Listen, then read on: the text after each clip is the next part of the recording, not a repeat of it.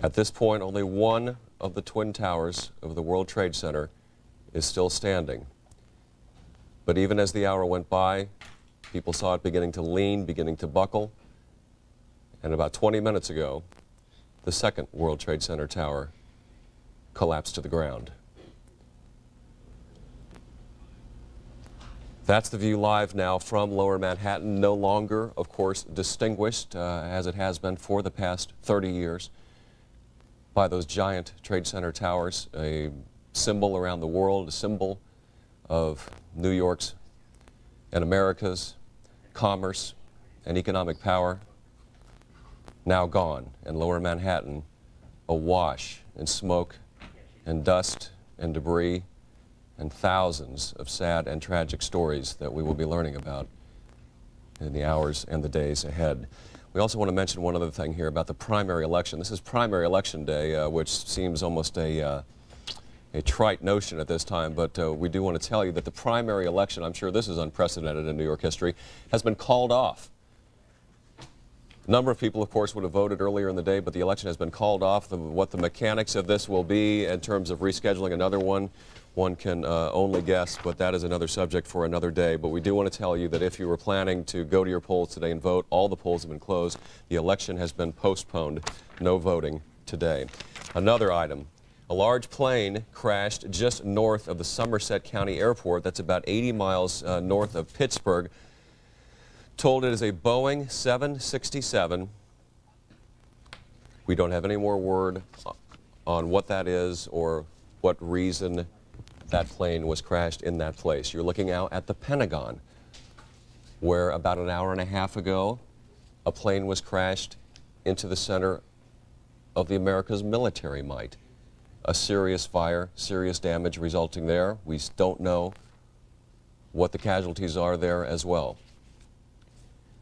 A car bomb went off at the State Department earlier today as well. In short, the northeastern part of the U.S. is under terrorist attack. I'm joined now by my colleague, Kari Tong, who has joined us and learned about this in much the same way as everybody else has. Tell me your thoughts this morning, Kari. I don't mind telling you that I'm shaky right now. My son goes to school in that area, and for the last hour, of course, I've been trying to contact him in the school. There's been no answer because, as we all know now, the cell phones are not working. I'm horrified. I'm stunned. I can't believe that I'm even looking at what we're looking at right now. When I got out on 6th Avenue, there were hordes of people in the street, gathered on the sidewalk.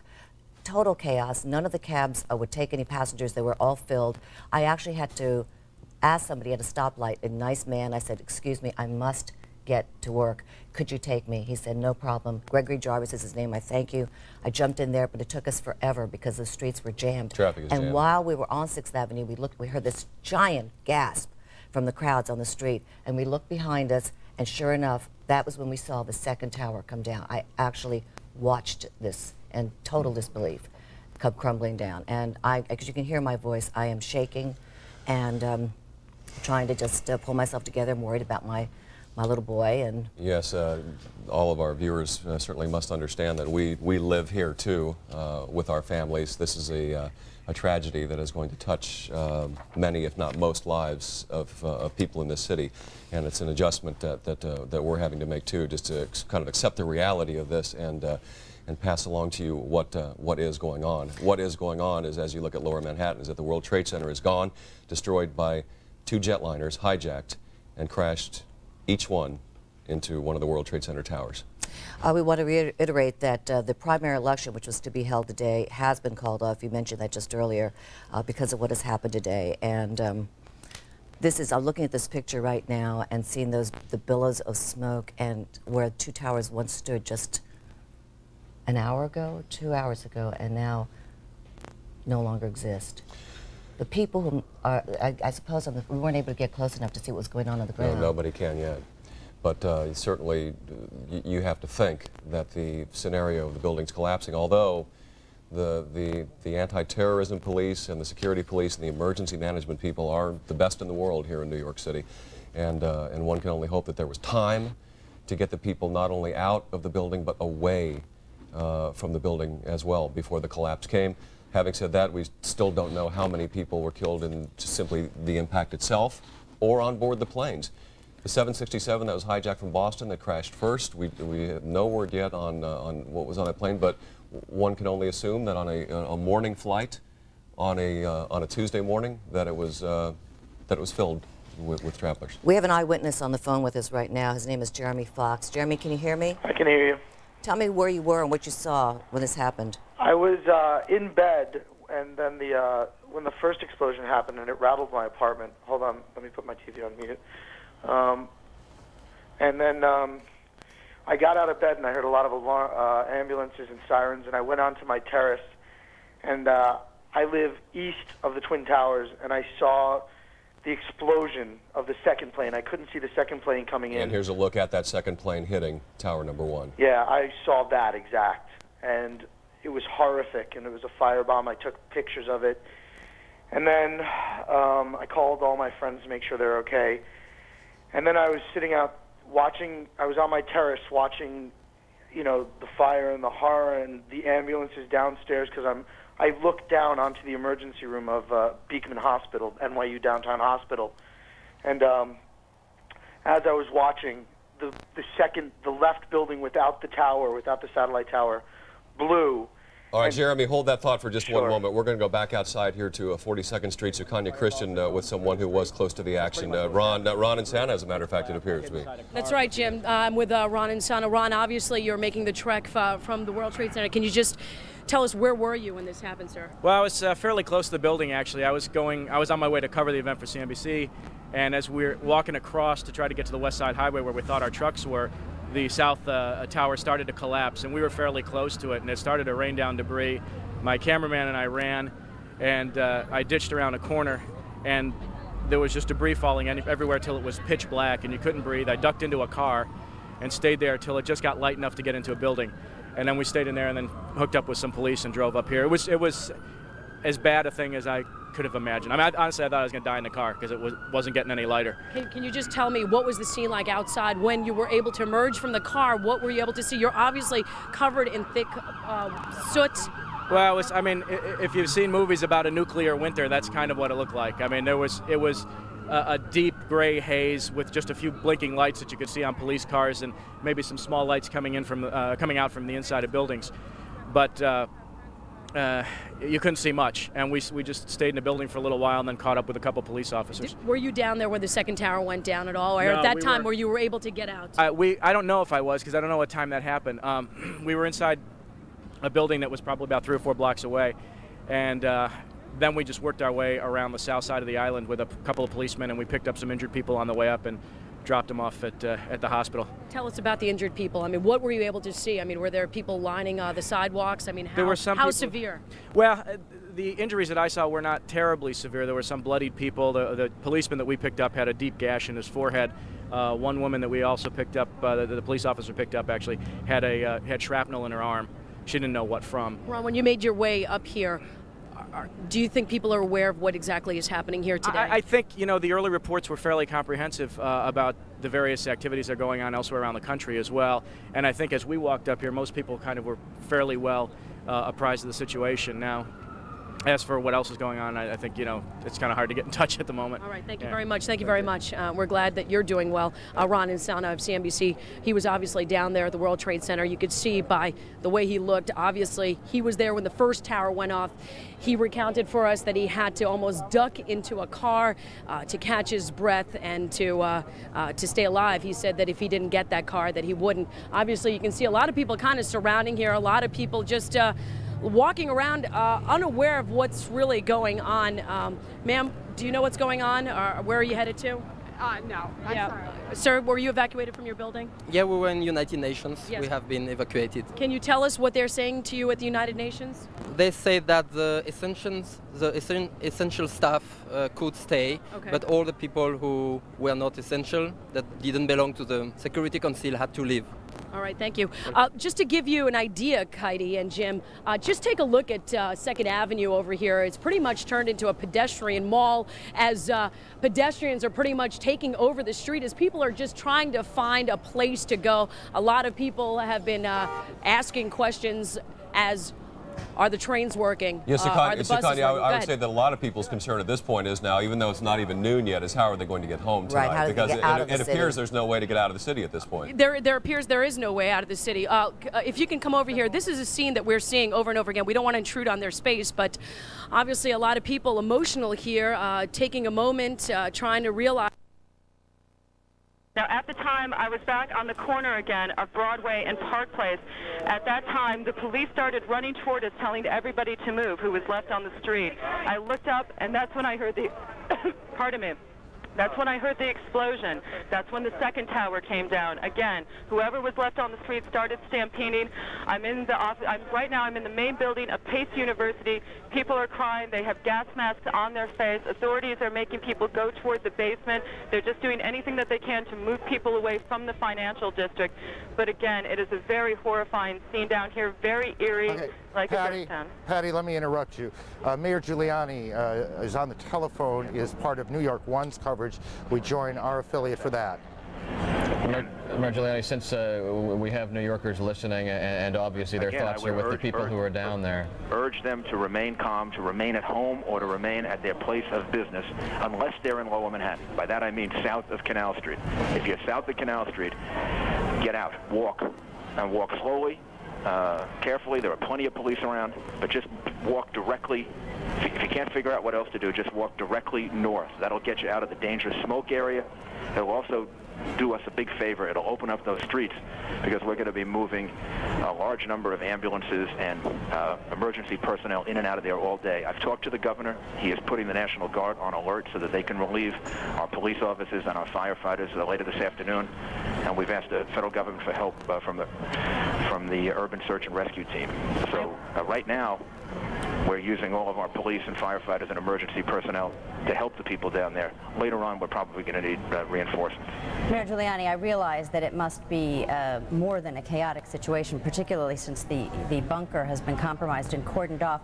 But can you give us any sense? There are so many people watching now who must have loved ones down in that area and are concerned of the systematic. My heart goes out to them. I've never seen anything like this. I was there from shortly after it happened and saw people jumping out of the World Trade Center. It's a horrible, horrible situation, and all that I can tell them is that every resource that we have is attempting to rescue as many people as possible, and the end result is going to be some horrendous number of lives lost. I don't think we know yet, but right now we have to just focus on saving as many people as possible. Can you give us a sense of if there is in fact some system being implemented, what that system is, and where people are being taken? People are triaging. People are being taken to every area hospital possible, even virtually within minutes. I drove down right past St. Vincent's Hospital, and I could see them actually on the street ready to take people, and that was within minutes of the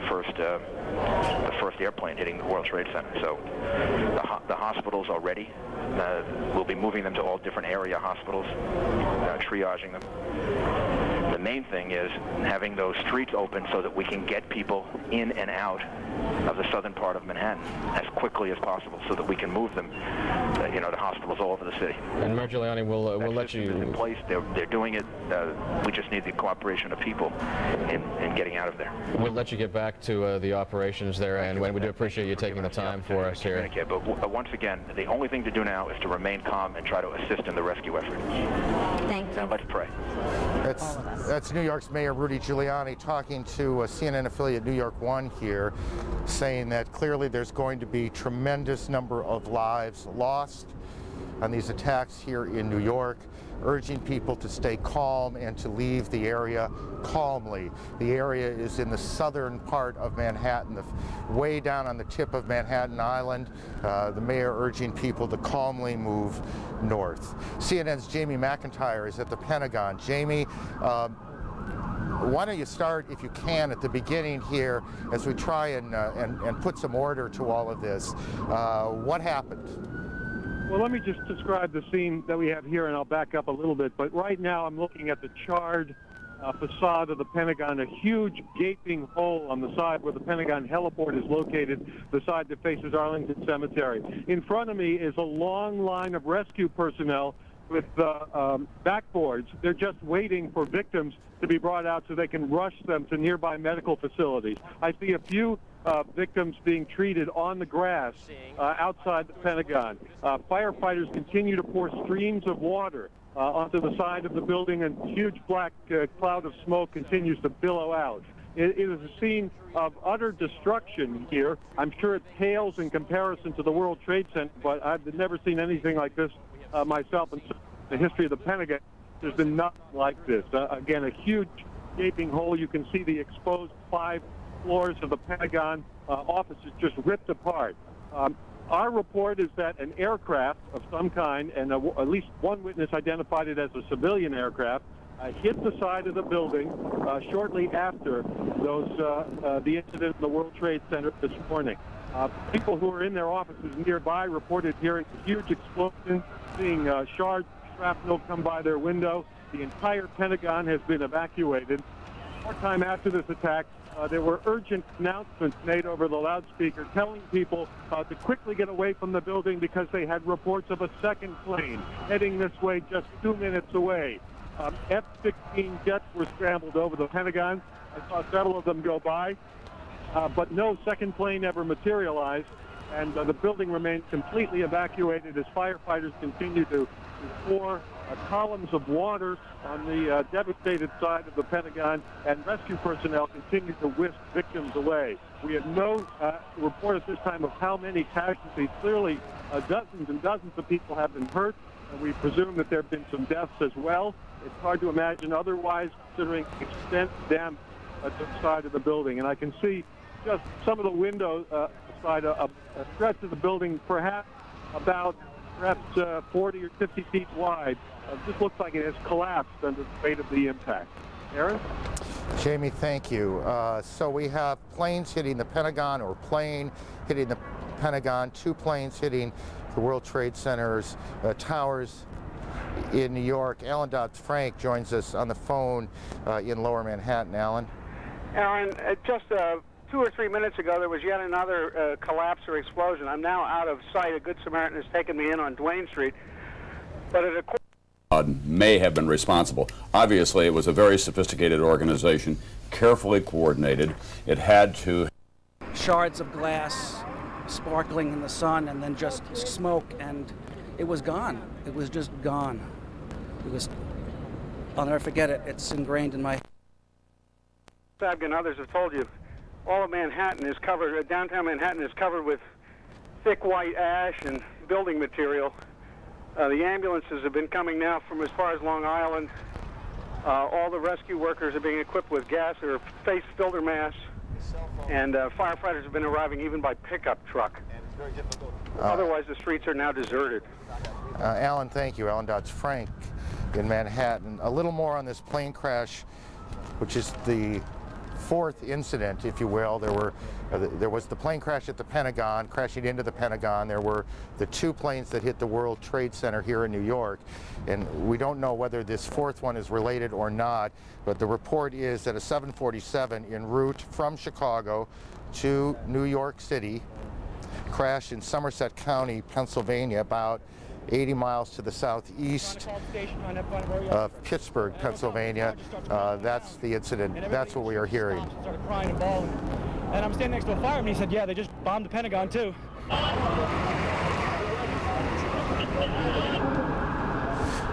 Our colleague, Jeff Green, well, we have a little more sound here from witnesses. I'm with the fire alarm company. The doorman goes to me, wow, I never seen a plane flying so low.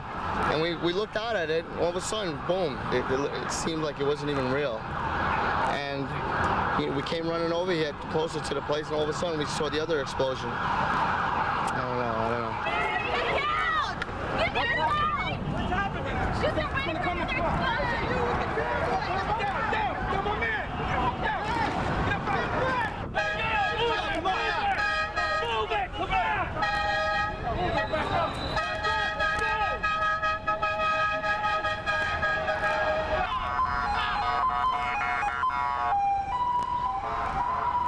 I was in B tower. A tower. What floor were you on? B1. What floor? First one. What happened? Tell me. When a big explosion happened, some guy came out. His skin was all off. I helped him out. This is him all over. There's people jumping out of windows. I've seen at least 14 people jumping out of windows. It's horrific. I can't believe this is happening. Anything else that you saw? Were you there for the second hit by the plane? About 10 minutes later, the second building went off. Did you see it? Yes, I saw it. It just blew up. A big explosion. People started running. It was just chaos everywhere. Yes, I was right there. I was down in the basement. Came down. All of a sudden, the elevator blew up. Smoke. I dragged the guy out. His skin was hanging off. And I dragged him out, and I helped him out to the ambulance.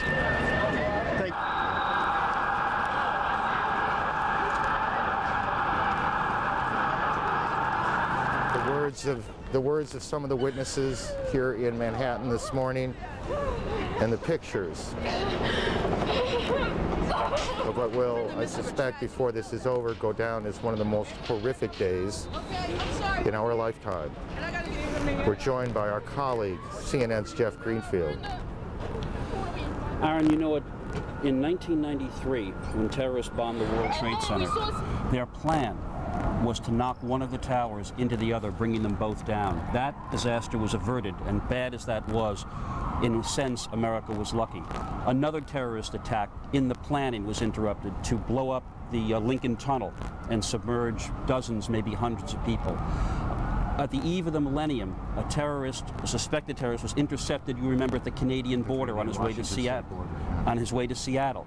And I know that not so long ago, former President Clinton, in a private talk to a group, ruminated on how lucky the United States has been over the years with the combination of luck and the skill of anti-terrorist people, to avoid such things. What we are seeing now is nothing less than the worst nightmare that one could imagine come to life, probably worse than anyone could have imagined.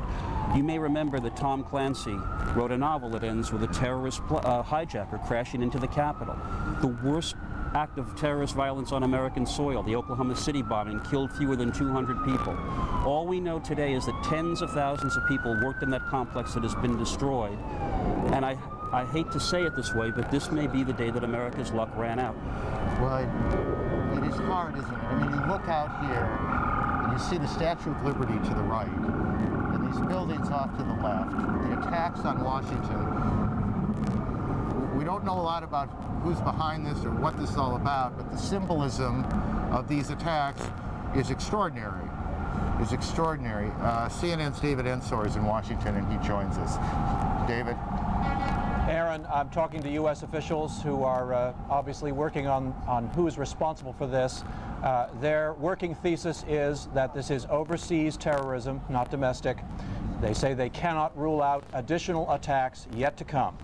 In terms of claims of responsibility so far, there is an Agence France-Presse report in which a group with the word Palestine in the name claims responsibility.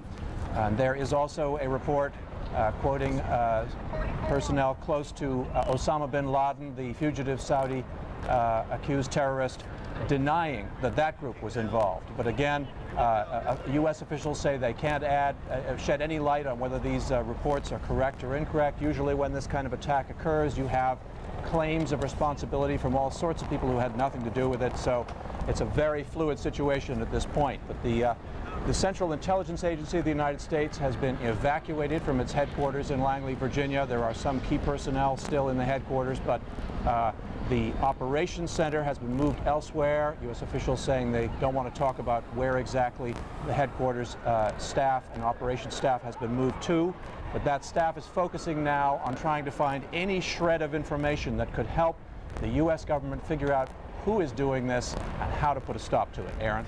David, you tell me if I'm right or wrong here. As a practical matter, there are not a whole lot of groups that the United States government knows about that are sophisticated enough, have the kind of money, the resources to pull off something like this. Fair enough?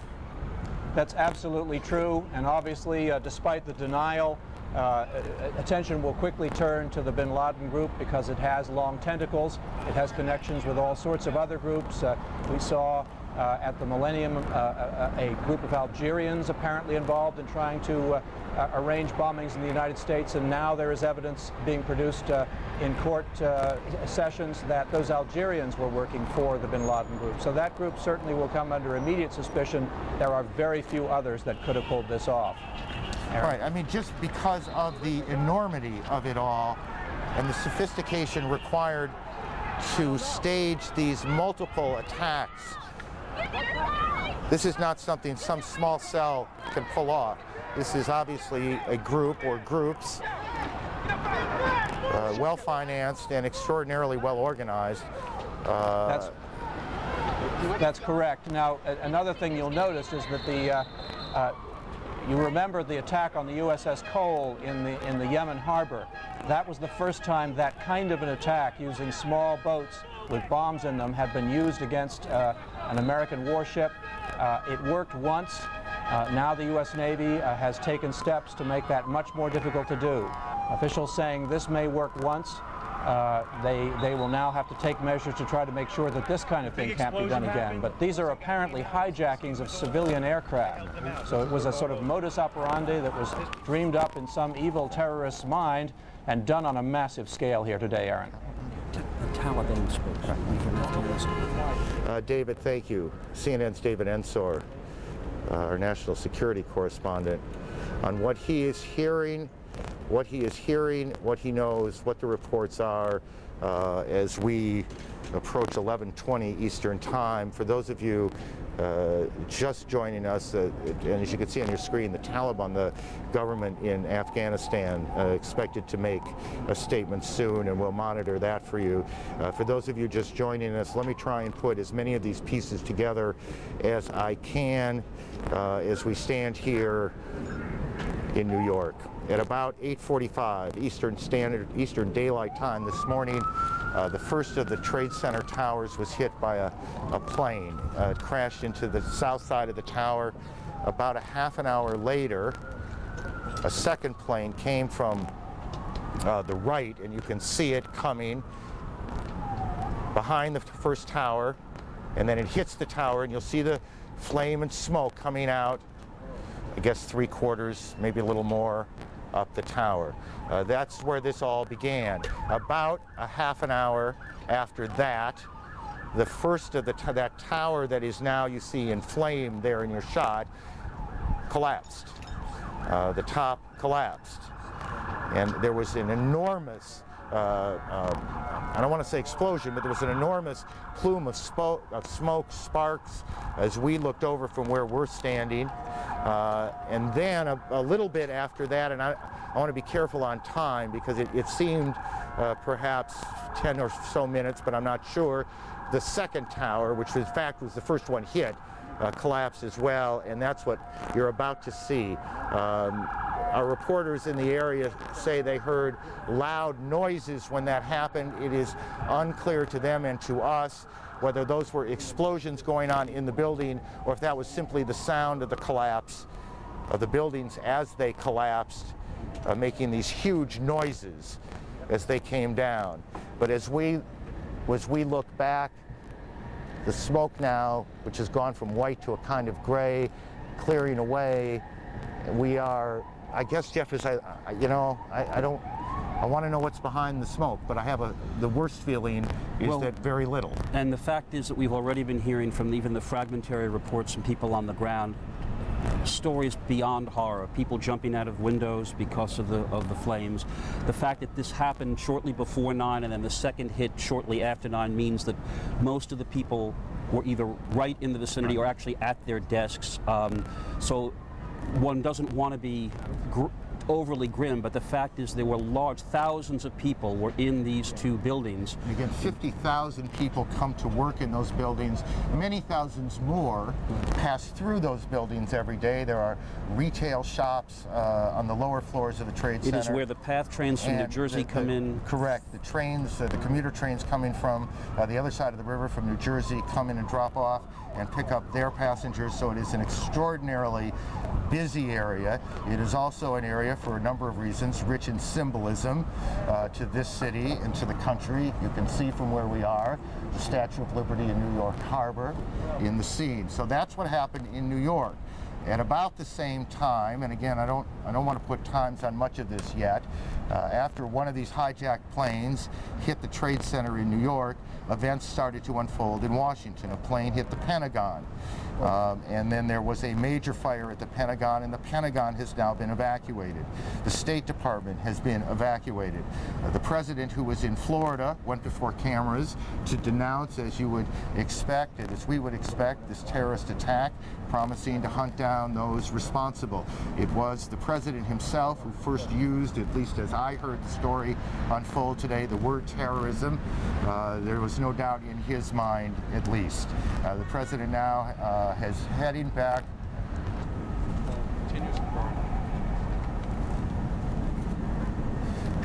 We are now getting a report from that American Airlines says that one of its flights, a flight from Boston to, I believe, Los Angeles, correct me guys if I'm wrong, is down, or at least they've lost contact with it. 81 people on board. This would be the second of American Airlines flights to have been involved, presumably, in this event. Another flight, this one from Dulles to Los Angeles, is down with 54 passengers on board. So again, so there are two American Airlines, one Dulles, Washington, D.C. to Los Angeles, the other Boston to Los Angeles. Both American Airlines planes reported by the airline to be down. It is also believed that an American Airlines plane, a 767, was involved in one of the hits on the Trade Center as well. We don't know if there's a reason why it is American and not any other. We won't speculate as to whether there is or not. We'll just tell you what the facts are as we get them, and that's what we have. American says two of its planes down, and I assume that is two other than the one that hit the Trade Center, and you guys check that out to make sure I'm right. And we have a report of a crash in Somerset County outside of Pittsburgh. Right, I believe a 767, though we're getting reports perhaps a 747, which doesn't quite fit into what we believe flies Chicago to New York, is also down as well, and I do not know the airline involved there. Let me just go back okay, I do now. It's a United Airlines plane. So we have a number of planes down, a number of planes involved in these attacks. The Boston to Atlanta, if I'm reading the notes correctly, had an American 767 with 81 passengers on board, 9 flight attendants, 2 pilots. Flight 11. Reported down. That's American Airlines Flight 11. And American Airlines Emergency service. Pat, that school has been evacuated? Yeah, well, I don't think there was anyone in the school, Katie, this morning. At this point, I think everybody had been evacuated from here probably when the first events took place early this morning, just because of the fact that it's so close to the World Trade Center. Most of these buildings around here have been evacuated, so I would imagine, I never saw any kids going into that school this morning, so I'm going to presume that they never even allowed them to get to school this morning, and that anywhere that were here at 8:45 were probably moved out almost within moments after this the crash took place, because it literally is only about 10 blocks north of here, and I haven't seen any students coming in or out. All right, Pat Dawson, thank you very much. The big story, obviously, that is still to be resolved is how many planes were hijacked. We now have a report that there could have been as many as 4 of them. We know that 2 planes were involved here at the Twin Trade Towers. There's a report of a plane down north of Pittsburgh. Another kind of plane went into the Pentagon, but there could still be planes in the air that are under the control of hijackers. We don't know for sure what flights they are or where they're headed. There are some unconfirmed reports of them. We can only tell you that American 11 and American 77 have been identified by American Airlines as 2 of the planes that were involved in the incidents today. And the hijackings are scattered somewhat around a fairly wide area, and we just have to remember that 2 of these planes did arrive at the World Trade Center within 18 or 20 minutes of each other, just to again point out the coordination of this attack. We're going to go down to NBC's Tim Russert, who is standing by with more information. Tim?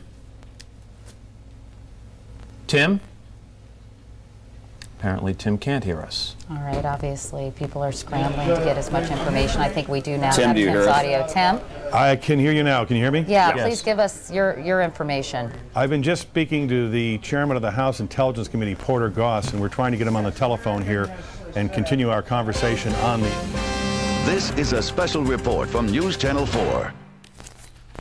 And good morning once again. I'm Jane Hansen with Glenn Walker in the News Center, News Channel 4 studios, and we want to bring you up to date on the situation right here in New York City. So we are interrupting the network for just a short period of time to tell you the latest on what's gone on here. Well, as one distressed witness described it, a piece of America went down today. An unprecedented terrorist attack, as you have seen all morning, on New York City, the nation's capital. We know of at least 4 planes that have been hijacked. It all started a little before 9 o'clock this morning. A commercial airliner, probably a small plane, slammed into one of the towers of the World Trade Center. You see the result of that right there. And while we were watching this scene, approximately 18 minutes later, a second commercial airliner, you see it coming from the top of the right-hand corner of your screen, came down, swooped down between the two towers and slammed into the second tower, a huge ball of fire. You see it right there. And that was just the beginning of a sequence of events that, from what we can tell, has turned out very tragic. We had the mayor a short time ago Yes. say, quote, "I sense a horrendous number of lives have been lost." Obviously, rescue workers raced to the scene, firefighters attempting to put out those blazes.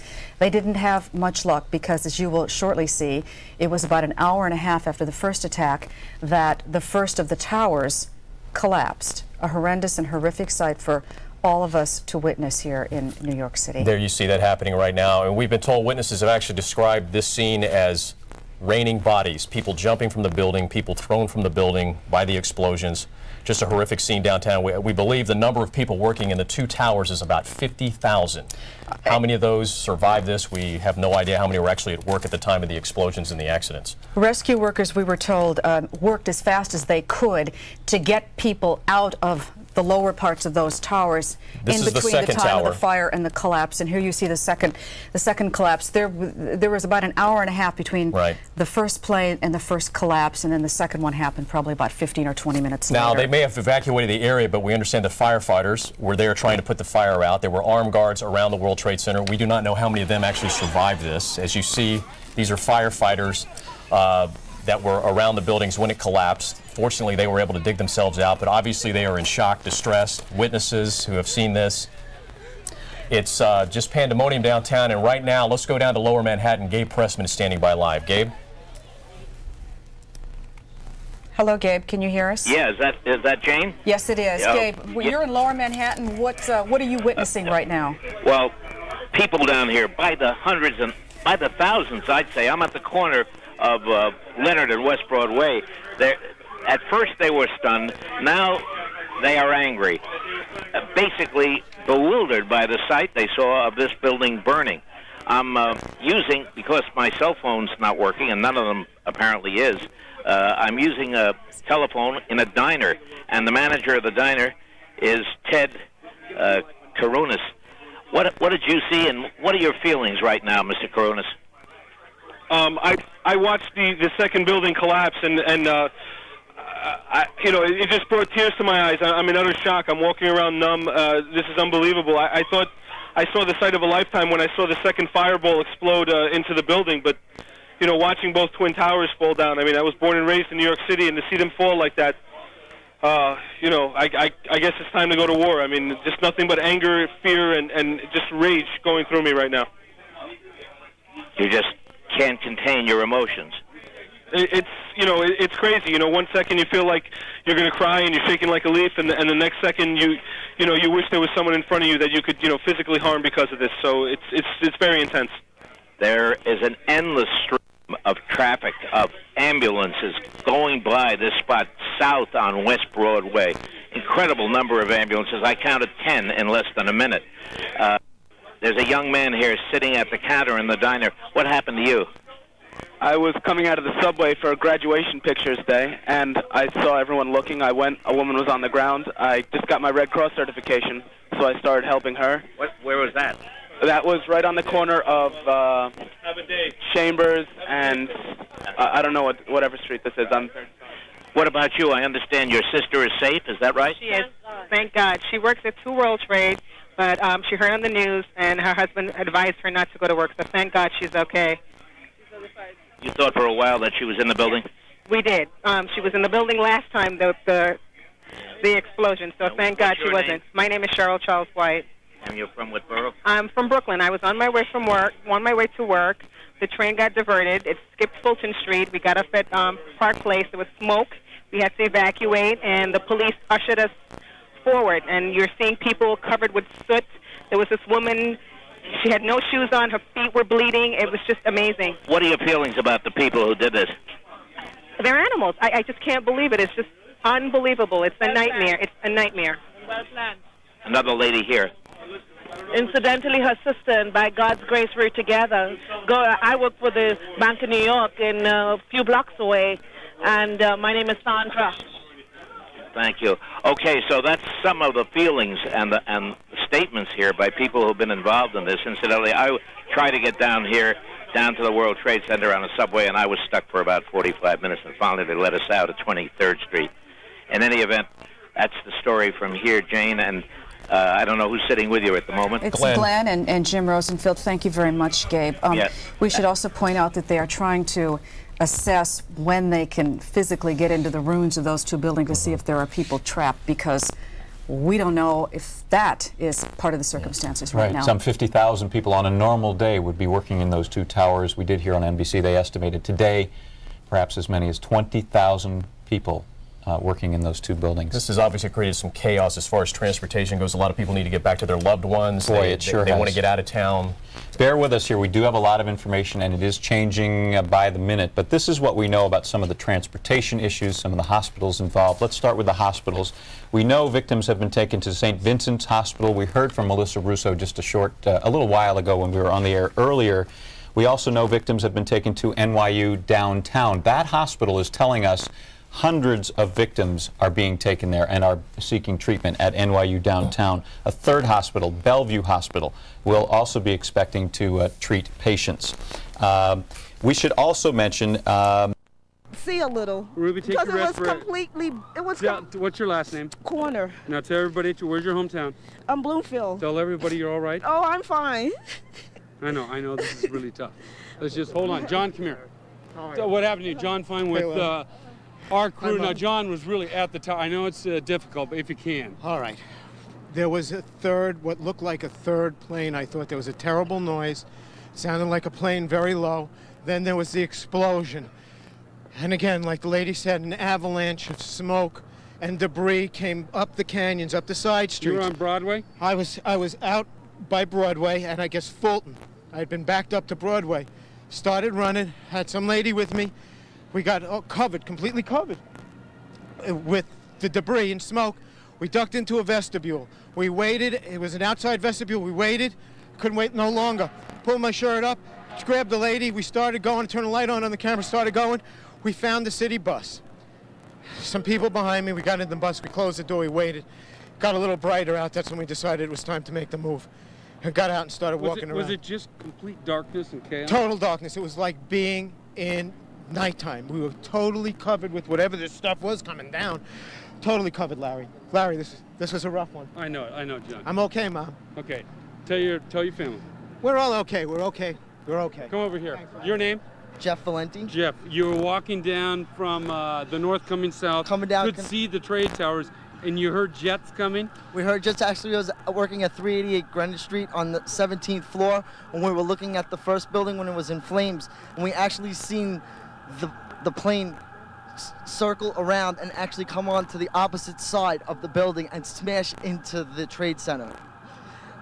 The event made us evacuate the building, and everybody just moved hysterically, like crying and trying to get out of the building. And we were walking, and all you see is just papers everywhere, neckties, and we seen actual people coming from the 110th floor with shirts on. They were jumping. I mean, the building was on fire. Now, did you actually see the jet itself? Yes. And what type was it?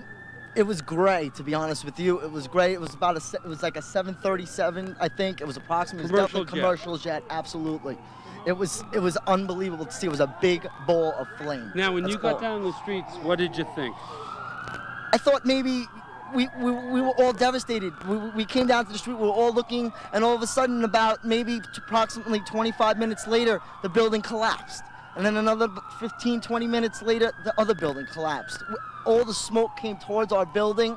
Everybody started running in the opposite direction. It was mass hysteria. Well, you guys, I think I'm talking to Jim and Kaidi. I know communications are very difficult down here. Again, let's look at the ash. You can see as the emergency vehicles are moving down from City Hall, you can see the clouds coming up from just that. There is just so much dust and ash on the ground right now and flowing through the air. And the people are just streaming out of here by the thousands. It's a steady parade, and we're looking at, what, 11:35 right now, and it is a stunned city, needless to say, you know, as we're trying to pick up the pieces and put together what has occurred. We'll keep on the ground here for you. I'll send it back to you all. Have some information now. You know, there are a lot of schools down in that area, and I can just imagine what the parents of those students who went to school all happy and full of vigor, first week of school, all ready to sit down and learn, and what they must be feeling and thinking right now. Here are a few updates on what is happening at some of those schools. PS 89 and secure information.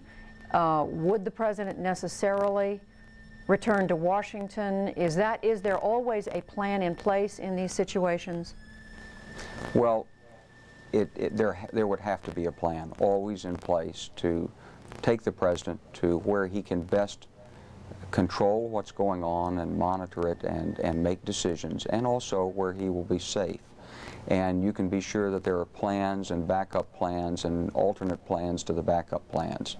There'll be no shortage of efforts underway to assure his safety and his ability to maintain the continuity of government. And once again, just finally, General Clark, as we look at these live pictures of the Pentagon, describe for us what you know of the section of the building that evidently was hit by the commercial jetliner. Well, that picture seems to be from the area of the bridges, the 14th Street Bridge, looking at the corner of the Pentagon that is opposite from where the strike was. So it looks like the strike hit between the 4th, 5th, maybe 6th corridors of the Pentagon. Perhaps on the Army side of the building, there are a number of offices there, administrative offices, where Army leaders and staff officers work on a daily basis. They deal with things like planning and logistics and congressional relations and public affairs in that area. And the Army leadership was probably close to where that may have impacted. There are a number of other facilities below ground, some of which have been relocated, and it's impossible to see from that picture what the condition might be there. General Clark, any final word before we let you go? Well, I think that we've known for some time that there were groups planning this, and I think the American people should know that the men and women in government and all the agencies have worked very hard and very diligently against this. Obviously, we didn't do enough. We didn't either have the tools or the cooperation or somehow get the information that we needed to have prevented it. And you can be sure that those men and women are right now resolved to do more and to be more effective. This is a national challenge, and I'm confident that we'll meet it. All right, General Wesley Clark joining us now from Little Rock, Arkansas. He is, of course, the former commander of NATO. General Clark saying earlier, in his estimation, there is likely to be more trouble given the coordination and the scale of these devastating attacks this morning, September the 11th, 2001, on New York City and on Washington, D.C., and at least 4 commercial jetliners involved in these different attacks. Patty Davis, our Washington correspondent, here with me in the studio. Patty, you have some information about one of those airliners. That's right, Judy. Well, United Airlines, as you said earlier, is confirming that its Flight 93, that's a Boeing 757, it was en route from Newark to San Francisco, did crash near Pittsburgh. It is also now saying that it is deeply concerned about another flight, that is United Flight number 175, a Boeing 757 that was traveling traveling from Boston to Los Angeles.